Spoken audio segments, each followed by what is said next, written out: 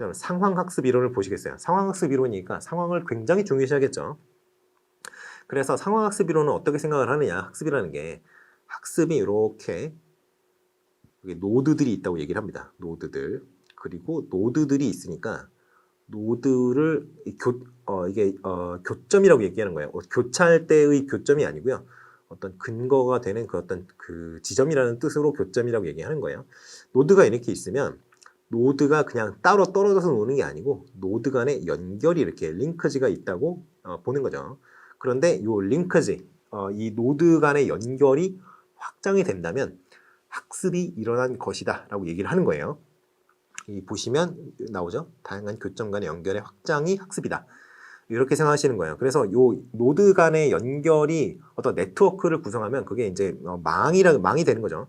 그 망이 잘 구성이 되어 있다면 학습이 잘 일어난 거기 때문에 새로운 지식을 습득을 하게 되는 건데요. 이 망이 개인별로 다 다르다고 얘기하는 거죠. 그래서 요 교점의 연결을 확장함으로써 지식의 어떤 바운더리를 넓혀 나가는 거고, 그렇게 되면 학습의 바운더리, 학습을 해서 구성한 지식의 좀 늘어나는 그런 게 되는 거겠죠.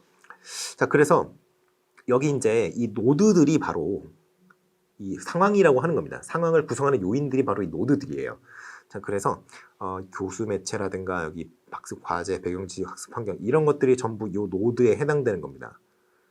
그래서 학습에 영향을 미치는 모든 것들이 다 노드라고 생각하시면 되겠어요. 그래서 기본적으로 이제 상황학습 이론 같은 경우에는 그 실제적인 상황학습에서는 그래서 이제 실제적 과제, 어센틱 태스크를 굉장히 중요시하는데 그 이유가 바로 이 전이에 관한 문제 때문에 그래요. 상황학습 이론에서는 어떻게 얘기를 하냐면 학습이 일어나는 상황과 실제적인 상황과 유사할수록 전이가 잘 일어난다고 얘기를 합니다. 두 상황 간에 유사성이 크면 클수록 전이가 잘 일어난다고 해요. 그렇기 때문에 어센틱 태스크를 굉장히 중요시하는 거예요. 자, 그래서 기존 교수법이 비활성 지식을 가르친다고 주장을 합니다. 비활성 지식이 뭐냐면 시험 문제 푸는 데는 도움이 되는데 일상생활에서는 전혀 도움이 안 되는 그런 것들이죠. 여러분들 같은 경우에 비활성 지식을 미적분 이런 것들, 공간 도형 이런 것들 그런 것들이 비활성 지식이라고 생각하실 수가 있는데 그거는 그 사람 따라 다르겠죠. 저는 비활성 지식이라고 생각하지 않는데 사람 따라서는 그렇게 생각할 수가 있겠죠. 자, 그리고 이제 인지 과정이 물리적인 사회적인 상황과 맥락의 영향 하에 있다고 가정을 하고요. 그러니까 상황을 중요시하는 거죠. 실제적인 상황 하에서 학습이 이루어져야지 실제 어떤 문제에 직면했을 때 그 문제를 해결할 수 있는 문제 해결 능력의 향상으로 이어진다고 생각하는 게 바로 상황학습 이론입니다. 그래서 이제 구체적인 사례 이런 것들을 통해서 전이를 촉진하고요. 자, 지식과 학습, 실천 공통체 이런 얘기 나오고요. 정당한 주변적 참여 이런 개념들이 중요시하게 제시가 되는데 지식과 학습 그냥 여러분이 읽어보세요. 자, 실천 공동체라는 개념이 좀 생소하실 수 있습니다. 요거 중요한 개념이에요. 실천 공동체 같은 경우는 뭐냐면은 공동의 어떤 주제의식, 동일한 주제의식, 공동의 주제의식, 그리고 공동의 목표, 그리고 이런 것들을 가지고 있는 사람들이 쭉 자기네들이 모인 거예요. 그래서 이러한 것들, 이런 문제의식 또는 목표 이런 것들이 동일한 사람끼리니까 그런 사람들이 모여서 상호 신뢰를 바탕으로 이 사람도 그런 걸 위해서 모여서 저 사람도 나와 같은 목적, 같은 목표, 주제 이런 걸 위해서 탐구하기 위해서 모였어요. 이런 것들을 바탕으로 해서 어떤 그 탐구하는 대상이 있을 거 아니에요. 그 탐구 대상에 대한 어떤 기술이라든가 지식이라든가 이런 것들을 자발적으로 학습을 하고요. 그걸 공유하는 그러한 공동체가 바로 실천 공동체입니다. 자, 그리고 정당한 주변적 참여라는 게 있어요. 자, 보세요. 여러분이 스스로 어떤 학회 같은 걸 만들었다고 해봅시다. 그러면 여러분이 주축이 되는 경우에는 여러분이 그 학회의 어떤 핵심 인물이 될 수 있었겠죠. 그런데 일반적으로는 우리가 학회를 만들었다고 하더라도 그 학회에서의 어떤 중심적인 역할, 그러니까 이제 중심적인 역할 중에 하나가 우리가 이제 그 어떤 주제에 대한 탐구 이런 것들 있잖아요. 근데 가만히 생각을 해보시면 여러분이 그 주제에 대해서 너무너무 잘 알고 있으면 학회 따위 같은 걸 만들지 않았겠죠. 여러분이 미진한 부분, 여러분의 이해가 미진한 부분이 있으니까 학회 같은 걸 만들었을 겁니다. 당연히 그렇죠. 그런데 당연히 여러분이 미진한 부분이 있기 때문에 학회를 만들었다는 것은 여러분이 그 학회의 목적의 중심과 거리가 있다는 얘기죠. 그렇죠. 그 학회의 목적의 중심이 뭐예요? 해당 주제에 대한 완전한 이해잖아요. 그런데 그것에서 어느 정도 떨어져 있으니까 결과적으로 그 어떤 학회의 중심을 이루고 있는 그 개념과 약간 주변적 관계를 형성할 수 주변적 관계밖에 형성하지 못한다는 거죠. 이게 물리적으로도 그렇고요. 사회적으로도 그렇다는 얘기입니다. 여러분이 탐구하고 연구하는 그 과정에서 전문적인 지식을 좀 축적을 하겠죠. 그렇다 보면은 학회 그 어떤 그 실천 공동체 그 주변에 있었다가 결과적으로는 실천 공동체의 중심으로 점점 이동을 하게 되겠죠. 그것이 바로 정당한 주변적 참여라는 겁니다. 이게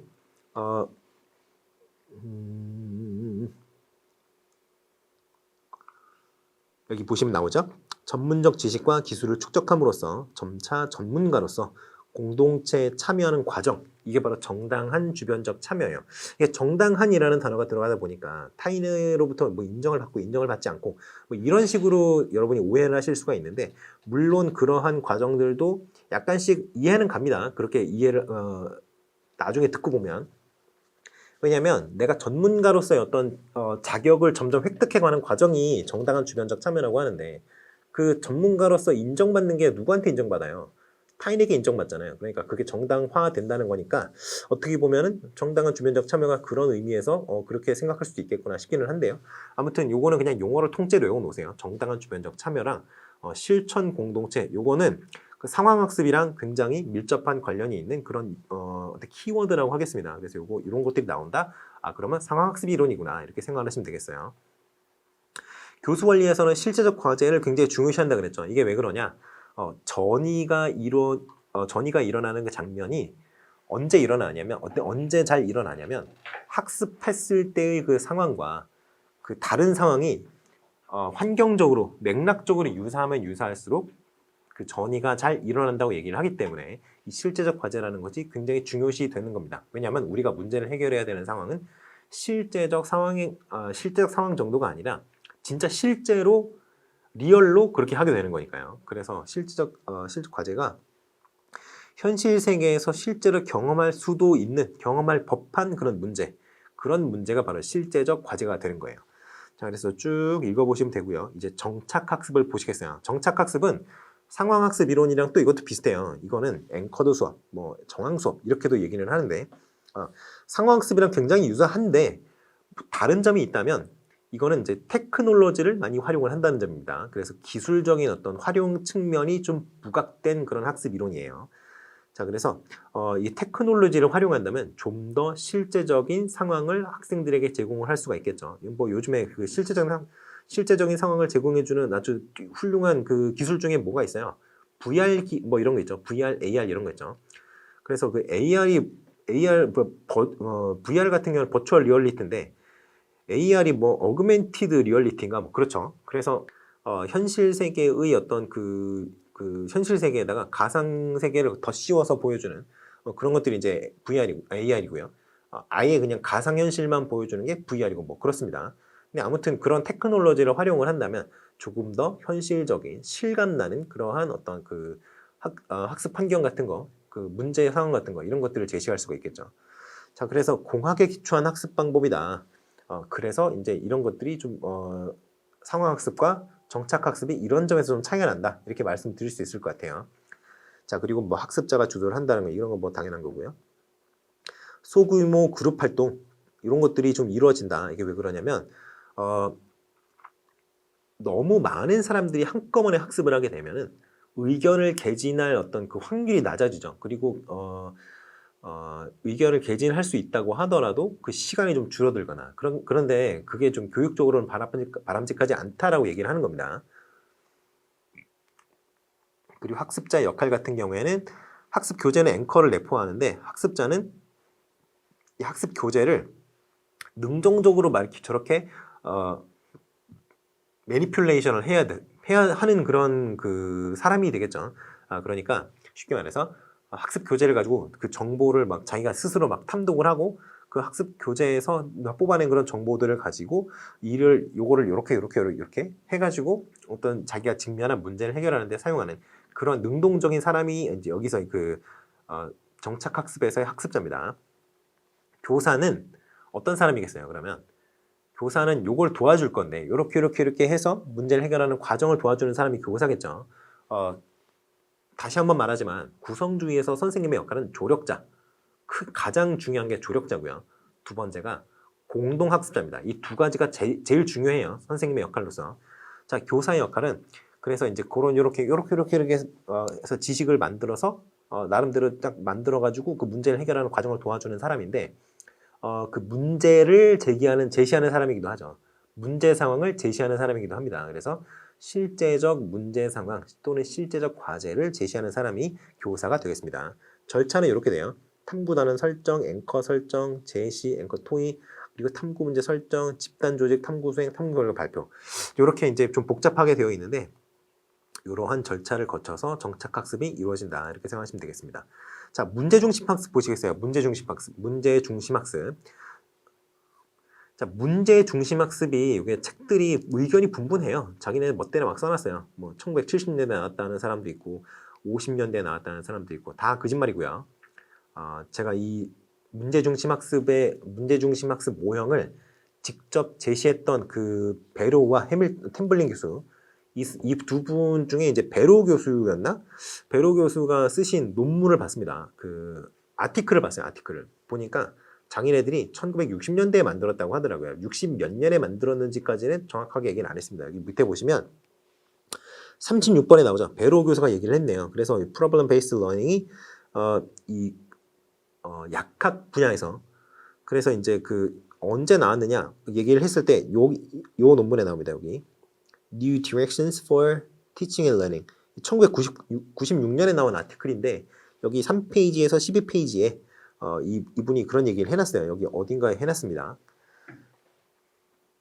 그리고 일단은 그 의대생, 약대생 이런 굉장히 그 고차원적 사고 능력이 잘 발달되어 있는 아주 그 상위권 학습자들을 위한 어떤 그 학습 방법이었어요, 원래.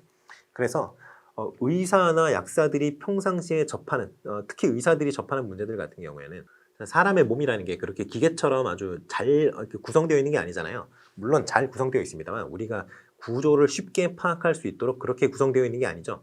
굉장히 복잡하고 비구조화된 그런 어떤 문제에 접하게 될 수밖에 없는 그런 굉장히 복잡한 유기체란 말이에요. 우리 몸이라는 게. 그런데 그러한 사람의 몸을 다루는 직업이다 보니까 의사들 같은 경우에는 굉장히 실제적이고 비구조화된 문제를 많이 접하게 됩니다. 그렇기 때문에 그러한 문제를 접했을 때 어떻게 문제를 해결할지에 대한 어떤 그 연습 이런 것들이 필요하거든요. 그래서 그러한 필요를 가지고 있는 의대생들을 대상으로 해서 이 문제 중심 학습이라는 모형을 만들어서 해봐라 이렇게 한 거예요. 그러니까 일단 문제를 줘요. 비구조화된 실제적 문제를 학생들에게 줍니다. 그럼 학생들이 그 문제를 받아보고 그 문제를 어떻게 해결해야 되는지에 대해서 스스로 여러 가지를 탐구하고요. 조사하고 연구를 해서 결론을 뿅 하고 도출하는 그러한 어떤 학습 과정이 되겠어요. 근데 이게 일단은 그 소규모 그룹에서 한번 이걸 하고요. 그거를 전체 그룹으로 그 소집단에서 학습한 거를 가지고 그 학습 집단 전체에 다시 피드백을 줍니다. 그래서 그것들을 쭉쭉쭉쭉 모아서 마지막에 문제를 해결하는 그런 식으로 학습을 하게 되어 있는 그런 형태예요. 그래서 이제 뭐 그렇습니다만 아무튼 그 소집단 내에서 학습하는 과정에서 어떤 전문가로서의 소양이라든가 전문가로서의 어떤 식견, 소양, 그리고 뭐 지식 수준 이런 것들이 다 양성이 된다. 그런 것들이 배양이 된다라는 그런 장점이 있습니다. 그래서 이제 성인 학습에 훨씬 더 적합하죠. 애들이 머리가 좋은 애들도 있고 머리가 안 좋은 애들도 있고 여러 가지 부류의 애들이 있겠습니다만 그래도 어느 정도 학습 능력이 있고요. 인지 전략과 메타 인지 전략을 학습을 해놓은 것이 있는 게 성인이잖아요. 그래서 성인들이 훨씬 이 PBL에 훨씬 그 능숙하다고 얘기할 수 있겠습니다. 그리고 이런 학습 유도 자료 이런 것들 사용이 가능하고요. 당연히 이제 뭐 자료가 있어야 그걸 가지고 뭐 정보를 빼내가지고 그걸로 문제를 해결할 거 아닙니까? 그래서 학습 유도 자료 이런 것들을 다 사용할 수 있고요. 여기 학습자 주도의 여기 띄어쓰기입니다. 학습자 주도의 학습 목표 및 학습 결과를 결정을 하고요. 그리고 여기 지식 습득이 가능하도록 하고 맨 처음에 소규모 그룹에서 한 다음에 그 다음에 대규모 그룹에서 학습을 한다. 그러니까 이 두 차례 학습이 일어나는 거죠. 맨 처음에 소그룹에서 한 번, 그다음에 전체 학습 집단에서 한 번, 그런 식으로 이루어지는 거죠. 자, 교사가 존재하긴 합니다. 교사가 존재하긴 해요. 근데 PBL 같은 경우에는 이제까지 구성주의 학습 이론 같은 경우에는 선생님이 조력자잖아요. 조력자고 동료학습자 이런 느낌이었죠. 근데 여기서 PBL 같은 경우는 그냥 MC 비슷해요. MC. 진행자죠. 진행자. 자, 이제 뭐 해보세요. 뭐 해보세요 하는 그 정도 능력입니다. 왜냐하면 어느 정도 전문적인 식견이 있고 전문가로서의 어떤 기본적인 자질을 갖고 있는 사람들을 대상으로 한 학습 방법이었잖아요. 그렇기 때문에 안내자는 아니에요. 그냥 뭐 MC처럼 그냥 순서를 정해주고 그냥 순서대로 잘 이루어지고 있는지 그 정도 체크하는 사람이라고 생각하시면 되겠습니다. 그래서 뭐 각자 역할도 있고요. 뭐 이런 것들, 팀워크, 의사소통, 문제 해결, 독립적 책임감 뭐 이런 것들, 그런 것들이 강화된다. 곁다리로 이러한 특징들이 있겠습니다. 그래서 절차는 요거예요. 마스트리히트라는 7도약과정이라는 그 모델이 있는데 이게 이제 PBL 중에 가장 유명한 그 어떤 그 과정이라고 하더라고요. 그래서 요 7단계, 7단계 요걸 가지고 여러분이 공부를 해 놓으시면 될 것 같아요. 용어를 명확하게 하고요. 일단 그 다음에 문제를 정의합니다.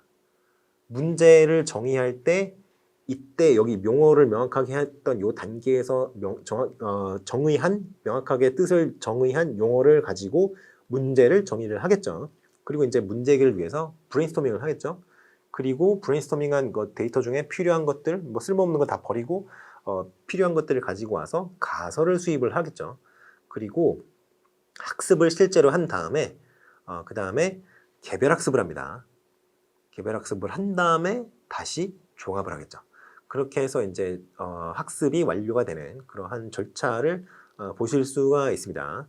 PBL의 장점 같은 경우는 자기주도 학습, 자기동기화 이런 것들이 가능하기 때문에 심화 학습이 가능하다는 굉장히 좋은 장점이 있어요. 그리고 실제적인 어떤 비구조화된 실제적인 문제 이런 것들을 계속 접해야 되다 보니까 고등정신 능력을 강화하는데 그걸 육성하고 뭐 배양하는데 굉장히 유리합니다. 구성주의 뭐 이런 건 필요 없고요. 이것도 뭐 세모인데 곁다리로 가능하고요. 평생학습에도 적용 가능하고 뭐 이런 것들이 있습니다. 중요한 장점은 이 두 가지예요. 자, 그런데 단점이 있어요. 이것도 좋은데 단점이 있죠. 일단은 시간이 많이 걸리고요. 그리고 이 부적응 문제가 있습니다. 부적응 문제 뭐냐면 PBL 같은 경우에 어때요? 선생님이 따로 없다 그랬잖아요. 교사가 있긴 있는데 그 선생님이 지식을 전달해 주는 사람이 아니잖아요. 그런데 그냥 뭐 어떤 학습을 할 만한 어떤 주제나 학습 과제 이런 거 정도 제시를 해주고 MC 같은 거 본다 그랬잖아요. 그런데 이게 그 선생님이 그 정도 역할만 딱 하고 끝나야 되는데 원래대로 하던 그 버릇이 있는 사람들 있잖아요. 짬에서 나오는 바이브 때문에 지가 가르치려고 하는 수도 있단 말이죠. 선생님이. 그러니까 그러한 경우에 좀 적응 문제가 있을 수 있다. 그리고 평가자 업무가 부담이 된다. 왜냐하면 비구조화된 실제적 문제를 다루기 때문에 평가를 어떠한 기준에서 어떠한 그 방식으로 평가를 해야 되느냐 이게 굉장히 정하기도 어렵고요. 그리고 평가할 항목도 많고 평가를 해야 되는 사람도 많은데 그런 것들이 이제 평가자에게는 여러 가지 부담으로 다가온다는 거죠. 그리고 인지적 부하 요거는 당연한 게 이게 고차원적 사고 능력이 이미 갖춰져 있는 사람들에게 원래 써먹었을 때 그러한 사람들이 잘 써먹을 수 있는 방법인데 그게 아직 부족한 사람들, 아직 그러한 능력이 잘 배양되지 않은 사람들 같은 경우에는 인적 부하가 걸릴 수밖에 없죠. 왜냐하면 비구조화된 실적 문제를 해결하는데 어떤 정보를 언제 어떻게 써먹을지를 결정하는 게 학습자 본인이란 말이에요. 그러면 진짜 고려해야 될 사항이 굉장히 많죠. 그러니까 인적 부하가 오는 거예요. 자, 그리고 프로그램 운영의 현실적인 한계, 이게 개방형 문제, 이러한 어떤 문제 자체의 어떤 그 형식도 있고요. 이래서 아무 데서나 써먹기는 좀 어렵습니다. 그러니까 뭐 현실적으로는 뭐 고등학교 수준 이런 정도까지는 완전한 형태의 PBL은 힘들고 PBL을 응용해서 약간 일부의 맛을 보는 것 정도는 가능하겠죠. 자, 그 다음에 자원 기반 학습입니다. 자원 기반 학습 같은 경우에는 학습자가 자원, 그러니까 정보죠. 얼마나 유익한 정보를 획득했느냐가 굉장히 중요시되는, 강조되는 그런 학습 방법이에요. 그래서 여기 자원을 이렇게 학습 자원, 그 정보죠. 정보를 이렇게 활용을 하는 방법을 이렇게 활용함으로써 학습 결과까지 도출해내는 그러한 형태의 학습이 이제 자원 기반 학습인데요. 여기 보시면 정보 자원을 활용을 해서 문제 해결 능력, 비판 능력, 비판적 사고 능력, 그리고 정보 활용 능력 이런 것들을 향상시키기 위한 어떤 학습 방법이 자원 기반 학습이에요. 그러니까 이런 것들이 뭐 적용이 되겠죠. 학습 양식에 적합한 자료를 활용하고 적용하고 이렇게 하는 거. 그리고 교수 전달 방법이 굉장히 융통성이 있어요. 왜냐하면 자료의 형태에 따라서 전달하는 방법도 달라져야 되겠죠. 그러니까 좀 어떤 딱 틀에 짜여 있는 그런 형태로 교수가 이루어지는 게 아니라 굉장히 다양한 방식으로, 다채로운 방식으로 이루어지는 그 장점 같은 것들이 있습니다. 그리고 자기가 스스로 필요한 정보를 탐색을 해서 문제 해결을 할 때 써먹는 거잖아요. 그러니까 자기주도적 학습 그런 것들이 좀 가능하다. 그리고 정보 활용 과정에 대한 지속적 활류가 제공이 된다. 이러한 어떤 장점이 있는 거죠. 특성이라고 해야 되나요? 장점이라고도 할 수 있습니다. 물론 이거 같은 경우에는 좀 단점도 약간 엮여 있네요. 자, 관련 요소는 교사. 이거는 평가를 해주고 피드백해주는 사람이죠. 그래서 이런 사람이 중요하고요. 그 자원 관리. 이게 굉장히 중요합니다. 학습에 필요한 어떤 자원을 선택하고 관리하고 그걸 활용하는 것들이 중요하기 때문에 자원 관리가 굉장히 중요하고요. 학습 방법 같은 경우에는 어떤 자원을 어떠한 식으로 활용을 해서 학습을 할 것인가 이거에 대한 관련된 거잖아요. 그래서 자원을 활용하는 어떤 기능, 능력 이런 것들을 개발할 수 있는 기회를 제공하는 그런 측면에서 학습 방법이 좀 중요하다 이렇게 얘기를 할 수 있겠습니다. 구성 요소는 자원, 맥락, 도구, 교수적 도움인데요. 도구를 한번 보시겠어요? 도구는 크게 4가지로 분류가 됩니다. 보시면 탐색 도구, 그러니까 우리가 인터넷 익스플로러, 요즘은 이제 인터넷 익스플로러 안 쓰고 구글 크롬이나 사파리라든가 뭐 이런 거 쓰죠. 그러니까 한마디로 그 정보를 탐색할 수 있는 도구가 바로 탐색 도구예요. 그리고 데이터 관리 프로그램이라든가 이런 것들, 과정 도구라고 합니다. 과정 도구. 그리고 조작 도구. 이거는 뭐냐면요. 어떠한 조작을 가함으로써 정보의 형태를 변화시킬 수 있는 도구가 바로 조작 도구입니다. 보시면 주장이나 아이디어, 이론 등을 검증하기 위한 도구잖아요. 근데 이런 것들을 검증하기 위해서는 어떤 데이터라든가 정보라든가 이런 것들을 이렇게도 바꿔보고 저렇게도 바꿔보고 해서 어떤 이론에 들어맞는지, 이론으로 해석할 수 있는지 그런 거를 검증할 수 있어야겠죠. 그래서 어떤 그런 과정을 거쳐야 되기 때문에 그런 과정을 가능하도록 만들어주는 도구가 필요하겠죠. 그게 바로 조작 도구입니다. 네 번째가 커뮤니케이션 도구예요. 이걸 꼭 안 해오셔도 되는데 도구가 이런 4가지 종류가 있다. 이 정도는 알아두시고 넘어가면 되겠습니다. 그래서 이제 스캐폴딩 같은 경우에는 우리가 그냥 흔히 여기서는 그냥 교수적 도움 이러고 계속 넘어갔었는데 여기서는 이렇게 나눠요. 개념적인 교수적 도움, 개요의 작성이나 마인드맵 작성. 이게 결국에는 자료를 만들어내는 과정이잖아요. 그렇죠. 보시면 지금 자원 기반 학습이라고 우리가 얘기를 하는데 이 자원에 포함되는 게 바로 이런 것들이죠. 여기 보시면 조작 도구, 과정 도구 이런 것들이 있잖아요. 요거를 만들어내는 게 여기 개념적 교수적 도움에서 이루어지는 겁니다. 이런 것들을 만들어내는 과정을 도와주는 게 개념적 교수적 도움이에요. 그리고 메타인지적 교수적 도움. 이건 인지적 과정을 도와주는, 인지적 과정을 통제하는 그런 능력을 배양하도록 하는 거죠. 그 메타인지가 좀 부족할 때 메타인지를 좀 보조해 줄 수 있도록 옆에서 좀 도와줄 수 있죠. 그럴 때는 그런 방법을 써보는 게 좋지 않겠니? 이런 식으로 해주는 게 이 메타인지적 교수적 도움이죠. 그리고 전략적 자원 교수적 도움이죠. 이거는 과제에 몰입하는 대안적인 방법을 제공하는 게 전략적 자원 교수적 도움이라고 하겠습니다. 이것도 그렇게 중요하진 않아요. 자, 그렇게 해서 요 자원 기반 학습까지 얘기를 했고요. 정보 리터러시라는 개념이 있어요. 이거는 여러분들이 그냥 쭉 읽어보시기 바랍니다. 리터러시가 뭐예요?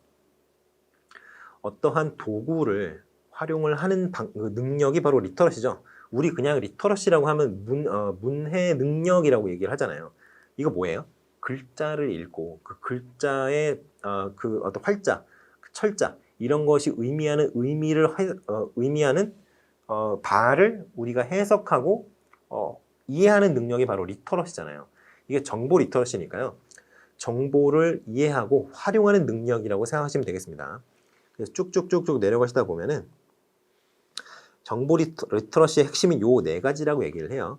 그래서 정보 리터러시 모형 이 부분부터는 심화니까요. 이 부분은 그냥 여러분이 다른 것들을 다 잘 안다. 나는 이것도 한번 보겠다 싶은 분들만 보시면 됩니다. 자, 그리고요. 여기 이제 뭐 지적 정보 능력 개척 모형 뭐 이렇게 나와 있죠. 그리고 리액트 모형 이런 것도 나와 있고요. 요거 빅6 모형 정도는 여러분이 알아두시는 게 나쁘지 않아요. 이거 되게 많이 쓰이는 방법 중에 하나거든요. 보시면 빅6 요게 기본이에요. 이거 스탠더드입니다. 그런데 이렇게 12단계로 나눠서 하던가 아니면 어린아이들 같은 경우는 잘 못하잖아요. 여러 가지 단계를 어떤 추상적인 어떤 사고를 그렇게 델리케이트하게 나누지를 못하죠. 그러니까 초등학교 학생들한테는 뭐 슈퍼 3 이렇게 3단계로 나눠서 어떤 그 학습을 할 수 있도록 하는 모형이 이제 정보 리터러시를 학습할 수 있게 하는 모형이 바로 슈퍼 3고요.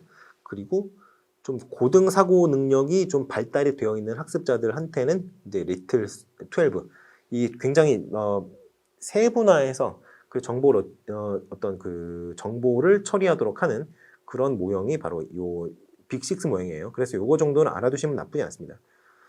자, 디지털 정보 유창성 모형 이것도 그냥 나중에 그냥 한번 보세요. 이건 뭐 크게 중요하진 않습니다. 자, 그러면 상보적 교수가 나왔어요. 자, 상보적 교수 같은 경우는 제가 저번 시간에도 말씀을 드렸는데 주로 읽기 학습할 때 사용한다 그랬죠. 읽기 학습할 때. 그래서 주로 독해 학습, 읽기. 그러니까 외국어 학습 같은 경우에 상보적 교수가 좀 많이 쓰이는 편이에요.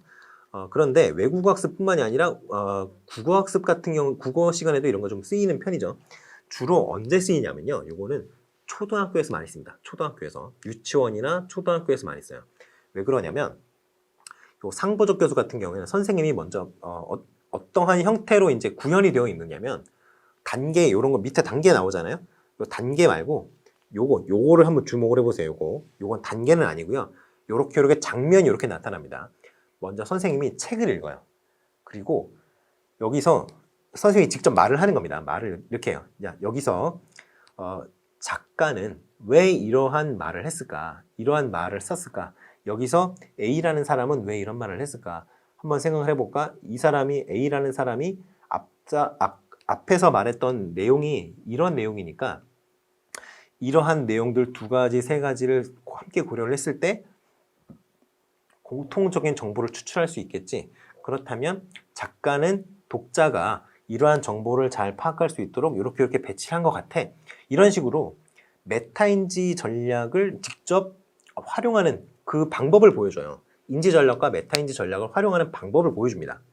이렇게 해서 아이들이 저렇게 하는 거구나 라는 거를 인식할 수 있도록 학습할 수 있도록 해주고요. 그 다음에 이제 애들이 여기 앉아 있을 거 아니야. 앞에 선생님이 이렇게 책을 들고 읽어주고 있으니까. 그러면 이번에는 선생님이 어떻게 하는지 보여줬으니까 철수가 한번 해볼까? 이렇게 선생님의 역할과 선생님이 지금 어떻게 메타인지와 인지를 활용하는지 보여줬잖아요. 이거를 철수가 하도록 하는 거예요. 그러니까 철수가 이제 선생님이 했던 역할을 하는 거죠. 선생님은 이제 듣는 입장으로 바뀌었죠. 그러니까 선생님과 학생의 역할이 교체가 된 거죠. 이게 무엇을 통해서 교체가 이루어졌나요? 언어를 통한 의사소통을 통한 어떤 역할의 교체가 이루어졌다고 이걸 얘기를 합니다. 그래서 그래서 이걸 4단계로 실제로 모델에서는 이렇게 4단계로 나눠요. 질문 생성, 요약, 명료화, 예측 요 4가지를 거쳐서 이 상보적 교수가 일어난다고 얘기를 하는데 실제 교실에서 어떤 이 4단계를 거치는 거 이거 말고 실제로 지문에서는 요렇게 3단계로 나뉘어서 선생님과 학생이 학습하는 장면을 줄 수 있단 말이에요.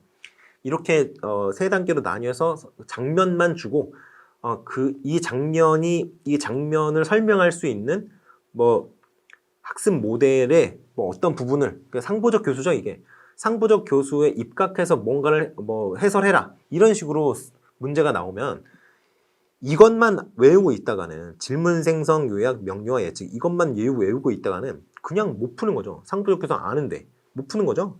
그래서 이렇게 장면이 이렇게 구체적으로 하면은 이렇게 나타난다. 요거를 여러분이 좀 잘 알아두셔야겠습니다. 여기서 보시면 언어적 소통을 통해서 역할을 교체한다 그랬죠. 그래서 이런 거 정도를 알아두시면 될 것 같아요. 자, 사례 기반 학습 그리고 그 목표 기반 시나리오 모형 이거는 다음 시간에 교육 공학할 때 말씀을 드릴게요. 자, 그리고 구성주의 학습 환경 설계 모형도 교육공학할 때 할 겁니다. 자, 포시 아이디 모형도 교육공학할 때 할 거예요. 자, 그렇게 좀 보시면 되겠고요. 이제 교수법이 나왔네요. 자, 교수법을 보시겠어요. 자, 교수법의 강의법 그냥 뭐 전통적인 방법이죠. 선생님이 얘기하고 애들이 그냥 그 수업을 듣고 받아 적고 뭐 이렇게 하는 게 강의법이에요. 장점은 효율성이 높죠. 효율성이 굉장히 높습니다. 이미 잘 정리가 되어 있는 내용을 쭉쭉쭉 전달만 해주면 되기 때문에 굉장히 효율성이 높아요. 짧은 시간 안에 많은 내용을 전달할 수 있죠. 지금 그래서 여러분들이 강의를 듣는데 이 강의를 제가 하는 여러분들이랑 제가 이제 뭐 스터디 그룹 같은 걸 하면서 할 수 있잖아요. 근데 그게 아니라 강의를 여러분이 듣는 이유가 뭐예요? 빨리 많은 내용을 들으려고 듣는 거잖아요. 강의가 그런 장점이 있습니다.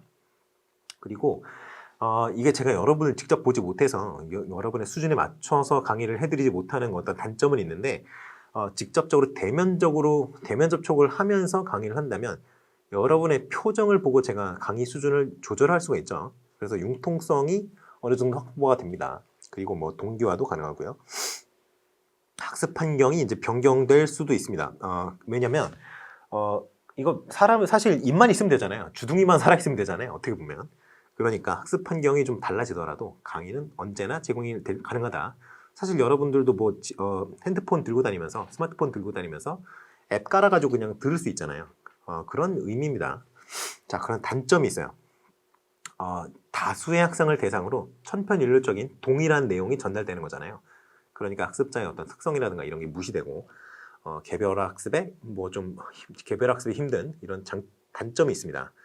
그리고 대체로 이제 제가 말로만 얘기를 하잖아요. 뭐 여기서 춤을 춘다거나 뭐 이러지 않죠. 그러니까 뭐 재미도 좀 없을 수도 있고 가끔가다가 그런 어떤 동기 수준 유지에 좀 어려움이 있다. 그리고 이제 피상적 수업도 뭐 만들어질 수 있고요. 뭐 그런 단점이 있습니다. 이런 것들을 할 수 있어요. 그래서 어떻게 단점을 보완할 것이냐? 미리 철저하게 어떻게 가르칠 것이다. 그 수업 계획서를 쓴다는 거죠. 한마디로. 그렇게 이제 준비를 하면은 좀 단점이 상쇄가 될 수 있고요. 그리고 시청각 매체를 적절히 활용하면 학습 동기를 좀 유지할 수 있고요. 여러 가지 다채로운 재미있는 멀티미디어 이런 것들을 준비하면 아이들의 어떤 그 주의를 계속 집중시킬 수 있으니까 그렇게 뭐 할 수 있고요. 그리고 이제 발문을 여러 가지를 하면은 상호작용이 가능하잖아요. 그러니까 상호작용을 통해서 아이들의 학습자의 그런 어떤 학습의 형성적인 작용을 가할 수가 있죠. 자, 그렇게 생각하시면 되겠습니다. 강의법 사용 시 유의점 이런 거 보시면 되고요. 자, 시범 같은 경우에는 직접 보여주는 거죠. 롤 모델을 하나 보여주는 겁니다. 그래서 바람직한 행동 양식이나 절차를 미리 알려주면서 보여주면서 가르치는 방법이 시범이에요. 자, 우리 그런 얘기 많이 하잖아요. 그 숙련된 조교 앞으로 이런 식으로 얘기해서 뭐 보여주죠. 그게 바로 시범입니다. 장점, 단점 쭉 보여주면 되는데요. 일단 장점은 보여주니까 확실하게 눈에 들어오잖아요. 절차가. 그러니까 빨리 효과적으로 어떤 절차를 익힐 수가 있죠. 그리고 피드백이 가능하죠. 바로바로. 그리고 관찰과 실습을 병행하니까 이제 뭐 폭넓은 체험이 가능하다. 이런 장점도 있는데 단점 같은 경우에는 이제 실제로 보여줘야 되니까 설비라든가 아니면 뭐 숙련된 조교 이런 뭐 것들이 필요하죠. 근데 그런 게 없으면 뭐 망하는 거죠. 그리고 추상적인 걸 가르치기가 어렵습니다. 뭐 어떤 장비를 사용한다든가 이런 것 측면에서는 굉장히 유용한데 실제 사용하는 것들이라든가 이런 것들을 보여주니까 유용한데 그건 말 그대로 그냥 간단한 것들만 가능한 거죠.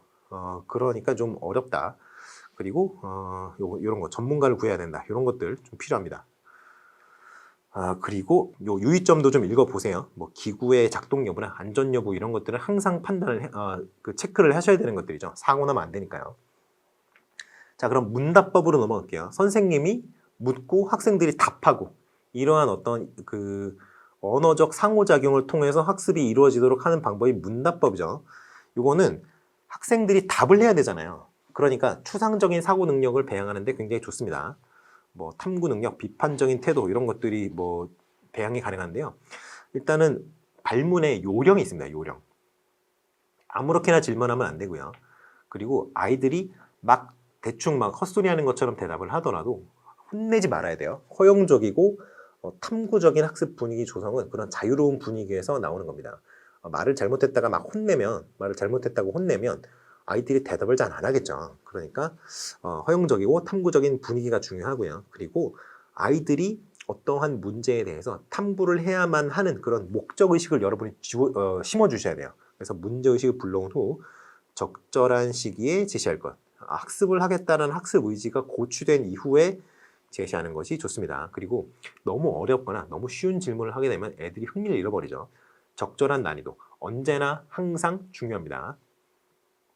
그리고 발문한 다음에 제가 여러분들한테 물어본 다음에 저는 이제 지금 기다릴 수가 없잖아요. 제가 뭐 여러분들한테 직접 반응이 지금 당장 실시간으로 싱크로너스하게 여러분들에게 피드백이 여러분들로부터 피드백이 오는 게 아니기 때문에 저는 그래서 기다리지 않고 그냥 바로 한 1초, 2초 기다리고 바로 넘어오는데 여러분이 현장 가서 이제 물어보시면 애들이 생각을 해야 될 거 아닙니까?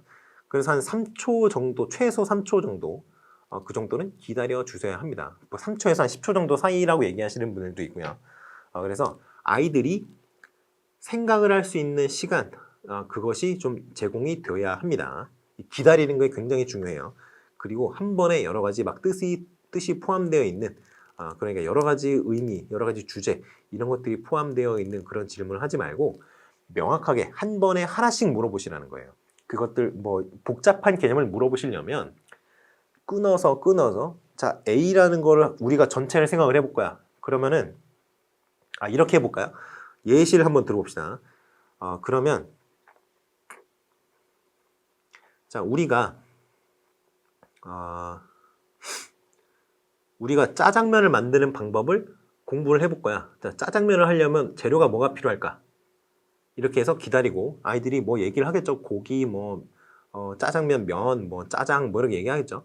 자, 재료가 준비됐어. 그러면 재료가 준비됐는데 그 재료가 준비된 거 다음에 재료를 뭘 해야 될까? 이렇게 하면 재료 손질이와 뭐 이렇게 얘기할 거 아니에요. 그런 식으로 이제 하나하나 차근차근 해야지 요리 만드는 게 어떤 복잡한 과정이잖아요. 어떻게 보면.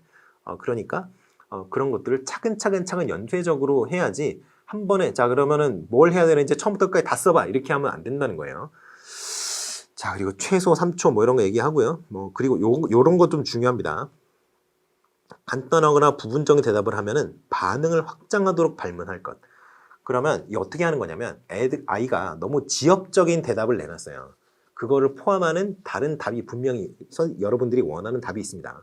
그러면 자 우리 철수가 이런 얘기를 했는데 선생님이 보기에는 굉장히 좋은 답인데 조금 다른 경우도 생각해 볼 수 있을 것 같아. 그러면 이거 외에도 다른 것들이 있는지 한번 더 생각을 해보자. 이런 식으로 유도를 하시는 게 중요하다는 거죠. 자 그리고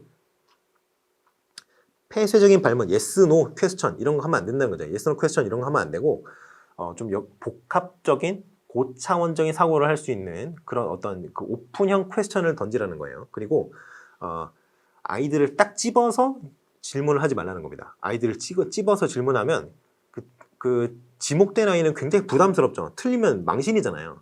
그러니까 굉장히 부담스럽죠. 그러니까 반 전체에다가 일단 질문을 던지고 여러분들이 이제 해보시다 보면 알아요. 아는 놈이랑 모르는 놈이랑 구분이 딱 갑니다. 그러니까 적당히 이렇게 여러분이 픽을 하시는 게 중요해요. 이거는 뭐 노하우라서 이거는 여러분들이 직접 해보시면서 어떤 깨닫는 수밖에 없어요. 그래서 아무튼 그렇고요. 그리고 여기에는 안 나와 있는데 아이가 틀린 답을 했을 때가 문제입니다. 틀린 답을 했을 때 여러분이 비언어적인 반응으로서 표정을 일그러뜨린다거나 좀 난처하다는 표정이라든가 아니면 좀 안타까워하는 표정이라든가 이런 것들을 여러분이 피드백으로 제공하면 아이가 상처를 받아요. 그러니까 여러분들이 어떤 그 제스처라든가 표정이라든가 이런 비언어적인 측면에서 아이가 상처를 받는 그 어떤 피드백을 제공하지 않도록 노력을 하셔야 됩니다. 이거는 굉장히 중요한 얘기예요. 자, 그리고 수준에 따른 발문 유형 이거 쭉 읽어보시면 되고요. 처리상의 유의점 여기 나오죠. 곧바로 정답을 제시하기보다는 학급 전체에 다시 질문. 자, 근데 이게 방식에 이렇게 학급 전체에 다시 질문하는 그 과정 있잖아요. 아이가 대답을 하고 나서 여러분이 그거를 듣고 다시 반 전체에 질문하는 그 케이스 있죠. 그 케이스에서 여기서 여기 가는 그 전환 단계에서 그런 제스처라든가 비언어적인 어떤 그 피드백 이런 것들을 그런 식으로 하면 안 된다는 겁니다. 아이가 상처를 받아요. 그리고 이제 집단적 사고를 통해서 정답을 탐색하도록 유도한다고 했는데 이게 굉장히 쉽지 않죠. 왜냐하면 다시 물어보잖아요. 애들도 알아요. 쟤 틀렸구나. 그렇게 하기 때문에 뭔가 여러분이 그 아이의 어떤 그 자존심이라든가 자존감, 그리고 이제 본인의 능력에 대한 어떤 확신, 자아 개념 이런 것들을 상처받지 않도록 뭔가 그 언어적으로 이렇게 잘 보듬어 주면서 넘기셔야 되는 그 페이지를 전환시켜야 되는 그런 어떤 그 작업이 필요해요. 예를 들어서 선생님이 봤을 때는 철수가 이러이러한 생각을 해서 이렇게 답을 한 것 같아. 그러면서 이제 확인을 하는 거죠. 그 아이가 어떠한 인지 과정, 메타 인지 과정을 거쳤는지. 그래서 여러분이 이제 그 문제를 발견한 그 차원, 그 부분 있잖아요. 그런데 전체적으로 좋았는데 이 부분 때문에 선생님이 생각한 거랑 좀 다르게 결론을 낸 것 같아. 이 부분에 대해서 다르게 생각하는 사람이 있느냐? 이런 식으로 얘기를 해야지. 그렇게 생각을 한다고? 그건 아닌데. 이런 식으로 막 하면은 애가 얼마나 상처를 받겠어요. 그러니까 이것도 굉장히 여러 가지의 스킬이 필요하다는 겁니다. 이거는 해보시면서 깨져가면서 여러분이 익히시는 수밖에 없어요. 자, 그리고 최소한 시간, 요건 계속 얘기를 하고 있죠. 그리고 성공적 응답을 칭찬하고 격려. 아이들의 어떤 그 정서적인 부분에 대해서 긍정적인 어떤 태도를 형성할 수 있도록 학습에서 어떤 실패, 이것에 대해서 두려운 감정을 형성하지 않도록 여러분이 굉장히 신경을 많이 쓰셔야 돼요. 이거는 정말 중요한 얘기입니다. 자, 토의법이 나왔어요. 토의법은 이제 서로 막 이런 거 어떤 주제를 가지고 그 서로의 의견을 제시해서 네가 맞고 내가 틀리고 막 이런 거 하는 게 토의죠. 토의와 토론 뭐 대충 뭐 같이 쓰는데요. 토의 같은 경우에는 이제 서로 싸우지는 않아요. 토론 같은 경우에는 네가 맞고 네가 틀리고 내가 맞고 뭐 이런 식으로 막 얘기하면서 그 근거를 대가지고 상대방의 의견을 그 결과적으로는 그 상대방의 의견이 틀리고 내 의견이 맞다 이런 식으로 이끌어 나가려고 하는 게 토론이면, 토의 같은 경우에는 어떤 주제에 대해서 함께 논의를 진행하는 그러한 형태의 학습이라고 생각하시면 되겠습니다. 그래서 뭐 비슷해요. 뭐 아무튼 자기 의견 얘기하는 건 똑같으니까.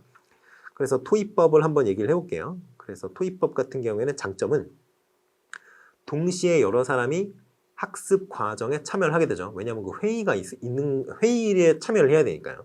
그래서 이제 집단의식, 공유 능력 이런 것들이 향상이 되고요. 어떤 사회적 기능이라든가 태도, 토의는 싸우지 않는다 그랬죠. 그러니까 타인과 원활한 의사소통, 원만한 의사소통을 어떻게 하는지에 대한 어떤 간접적인 학습이 가능한 측면이 있습니다. 의견의 공유, 교환 과정에서 논리적 표현력을 기를 수 있고요. 그리고 비판적 사고 능력, 문제 해결 능력, 이것들이 향상이 되겠죠. 그리고 자율성도 향상이 되고요. 이런 장점이 있는데 단점이 시간이 많이 걸려요. 시간이 진짜 중요합니다. 시간이 많이 걸리고요. 예측하지 못한 상황이 발생할 수 있다. 왜냐하면 시간이 많이 걸리니까 일단 어떻게 상황이 바뀔지 어떻게 알아요. 그리고 예측하지 못한 상황 중에 가장 중요한 게 뭐냐면요. 이 토픽이 이렇게 있잖아요.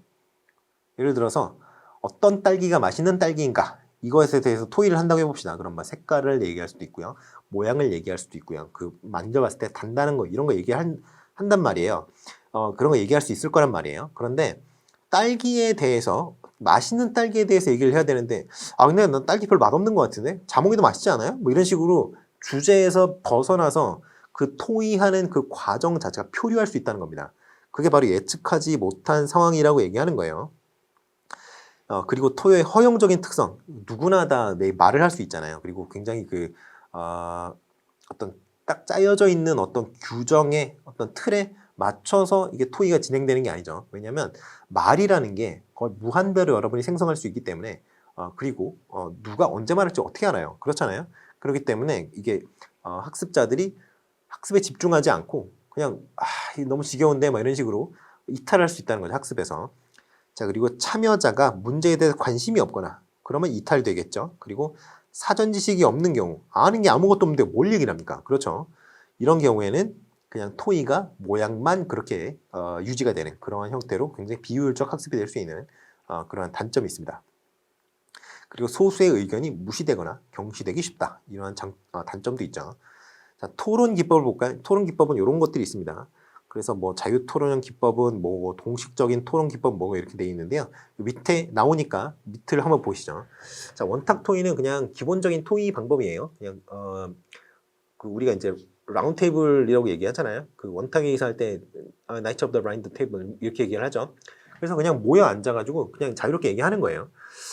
그 형식에 뭐 구애받지 않고 그냥 얘기를 하는 겁니다. 그 버즈 토의 같은 경우에는 66 방법, 뭐 윙윙 토의법, 뭐 와글와글 토의법 이런 식으로 얘기해요. 그래서 뭐 집단이 한 3명에서 6명 정도로 제한이 됩니다. 그래서 이제 주제에 대해서 의견을 교환하면서 학습하는 그런 방법이 되겠어요. 자, 그리고 배심 토의, 뭐 공개 토의 이런 것들은 별로 중요하지 않고요. 단상 토의, 대담 토의, 세미나 이런 것들이 있다. 그래서 여러분들이 보셔야 되는 것들은 여기 보시면 토의법의 장단점, 요 장단점 있죠. 요거를 잘 봐두세요.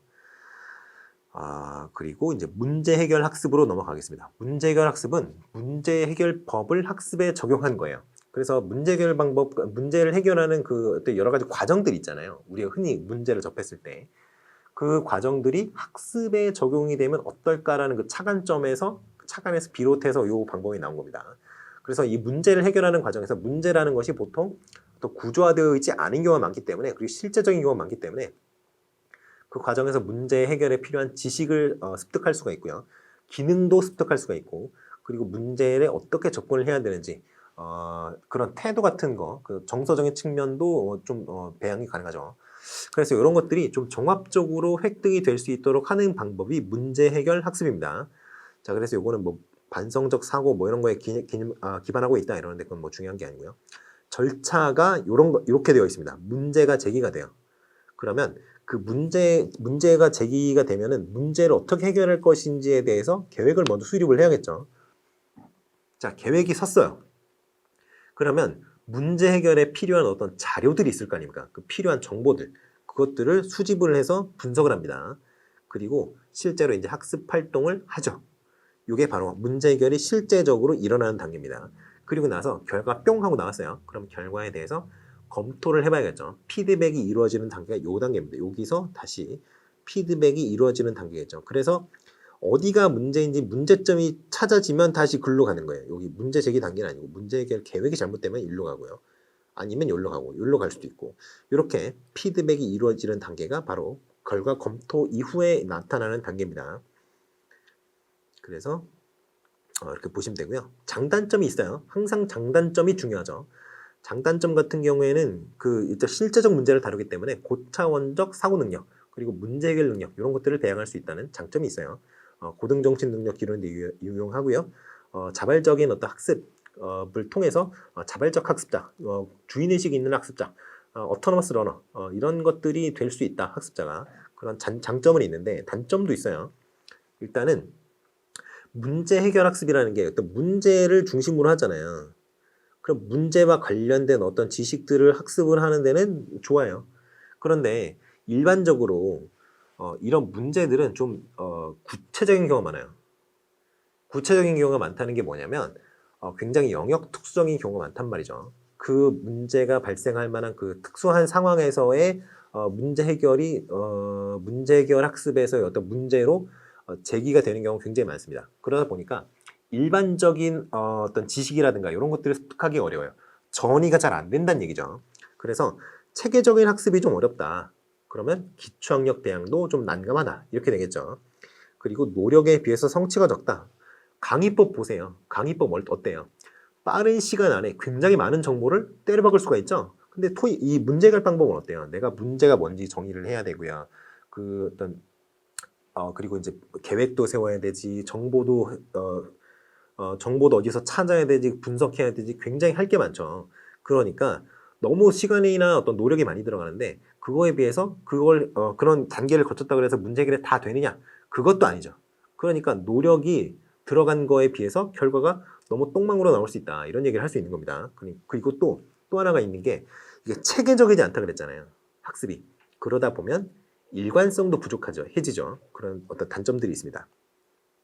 자, 그럼 구환법이 있는데요. 구환법 같은 경우에 여기 보시면 구환법은 결과물의 산출에 초점을 맞춘다 그랬죠. 자, 그래서 구환법은 문제 해결 학습에 영향을 받아서 나왔는데 문제 해결 학습 같은 경우에는 그 인지 능력 그리고 메타 인지 능력 이런 것들을 학습하는데 좀 더 초점을 맞추고 있어요. 그러니까 그 결과물이 실제로 도출이 되지 않을지 이것도 확실하지 않은데 이거를 활용하는 이유가 뭐냐면 어떻게 됐든 아무튼 고차원적 사고 능력을 형성하는데 배양하는데 더 초점을 맞추고 있기 때문에 뭐 효율 좀 떨어지더라도 쓰자 이런 느낌이에요. 그런데 구안법은 결과물이 나와야 되는 거 아니야? 라는 거죠. 결과물이 나와야 됩니다. 구안법은. 그래서 구체적인 결과 생산에 초점을 맞추는 게 특색이에요. 자, 절차는 4단계로 이루어져 있습니다. 목적, 계획, 실행, 평가 4단계로 이루어져 있는데요. 요거를 6단계로 세분하기도 해요. 6단계 이렇게 준비, 주제, 활동 일정, 탐구 계획, 마무리 및 표현, 평가 이렇게 6단계로 나누기도 해요. 둘 다 알아놓으시는 게 좋겠습니다. 장점은 비슷해요. 문제 해결 학습과 굉장히 비슷한데요. 여기 단점, 능력이 없는 학생에게는 효과가 없다. 아쉽죠? 이게 왜 그러냐면 결과를 도출해내야만 하기 때문에 그래요. 그냥 능력이 좀 부족한 학생이더라도 문제 해결 학습 같은 경우에는 아무튼 간에 인지적인 능력, 인지적인 기능, 인지적 사고, 그리고 메타인지적 사고, 그러한 사고를 할 수 있는 능력을 배행하기 위해서 연습하는 느낌이 있다면 구안법은 그게 아니야. 인생의 실전이지 이런 느낌이거든요. 그렇기 때문에 능력이 없는 학생은 좀 효과를 덜 보는 효과가 별로 없는 그런 단점이 있어요. 자, 자료를 얻지 못하면 프로젝트를 실패할 확률이 없다. 이건 뭐 당연한 거고요. 집단적일 때는 우수한 학생이 독점하게 됩니다. 이게 바로 이 능력이 없는 학생에게는 효과가 없다. 이거랑 맞물려 있는 겁니다. 결과를 도출해야 되기 때문에 결과물을 내야 되기 때문에 결과물을 내놓을 수 있는 유능한 학생들, 그런 학생들 위주로 학습이 전체적으로 흘러갈 수밖에 없어요.